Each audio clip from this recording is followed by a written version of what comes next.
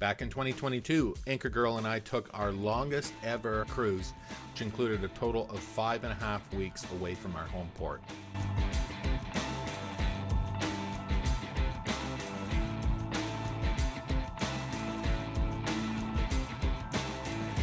Now that was a bit of a milestone for us, not only the fact that we were away for that amount of time, but also that it was the first major cruise that we had done on our new to us 370 Sundancer.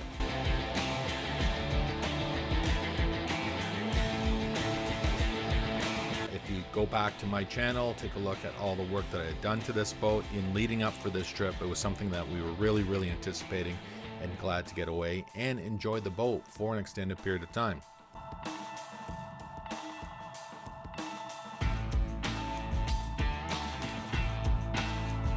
So where did we go and what did it cost us? I know that's going to be the number one thing, but I'll get to that in just a minute. Let's take a quick look at the route where we went from our home port on Lake Simcoe. We traveled through the Trans-Siberian Waterway south and east towards Trenton, which is on Lake Ontario. And that was a total of 39 locks that we had to pass through to get down there.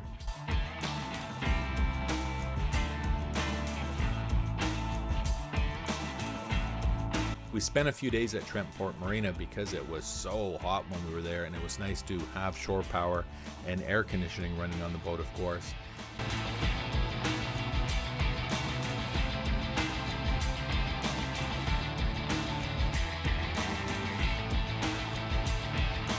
Now, one of the highlights for me on this trip was the adventure that it was for us to head east from Trenton over to Kingston on Lake Ontario. This was brand new waters for us. We had never traveled through here by boat, and it was brand new, and it was really exciting to do that. And the boat ran fantastically. I was super happy with it. The only issue was we burnt a lot of gas because I did that trip, that segment of the trip, wide open, or not wide open, but on plane, about 3,200 RPM. 21 miles an hour all the way. The boat ran like a clock. It was fantastic. I was really happy with the performance of the boat.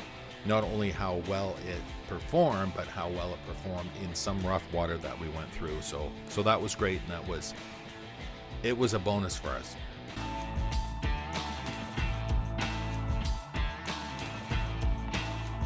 So we spent one night at Kingston before heading north on the Rideau Canal, which was our first experience ever on the Rideau.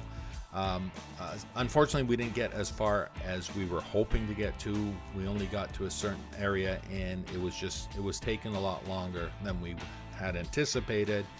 And of course, summer holidays were only so long, and I had to get back to work basically. So we had a shorter visit than we had anticipated. But it was eye-opening, and it was an adventure that I'm happy that we were able to do.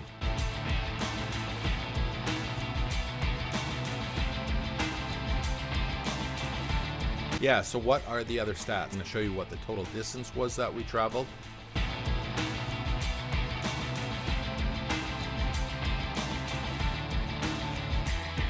How many marina visits we did there and back.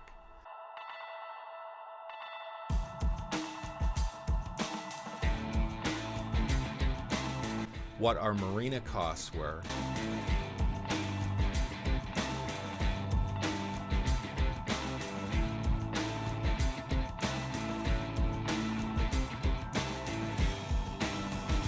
And of course, the number one that you're all going to be guessing, what did it cost in fuel?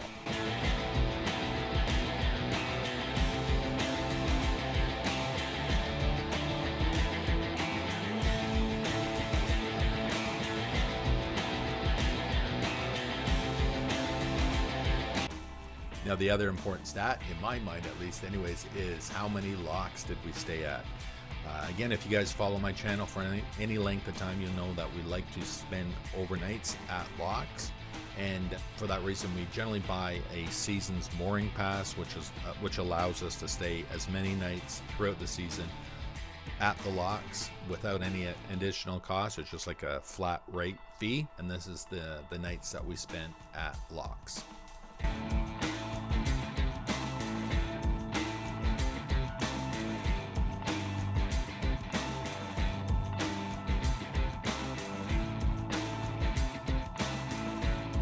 As always, I really look forward to your comments. Tell me what you think about that trip and so far as the stats, and also tell me if this is something that you would like to do on your own, or what you thought of what it costs us for fuel, if nothing else. So again, I'm going to leave a link in the description to my playlist of our Boat Cruise 2022.